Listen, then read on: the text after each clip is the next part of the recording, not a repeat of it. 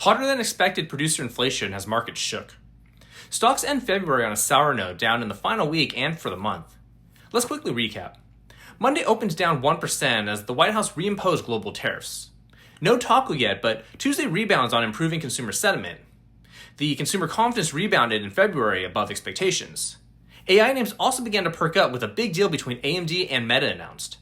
Then Wednesday, AI names continued to rally ahead of bluechip Nvidia's earnings after hours. Nvidia didn't disappoint with a massive beat and raise. However, it ended up more of a sell than news event.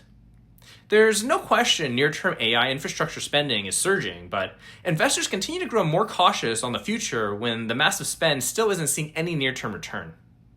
Finally, Friday. Markets fell as hotter than expected PPI has inflation back on investors' minds. The core metric was more moderate. However, overall PPI was higher than expected. In addition, a spike in service PPI spooked markets. This didn't help the inflation uncertainty as producer inflation continues to diverge from the more moderate consumer inflation.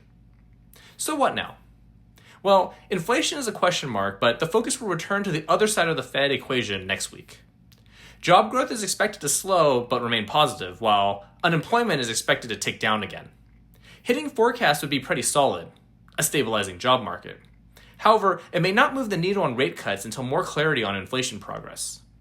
We'll have lots of jobs updates next week. Stay tuned.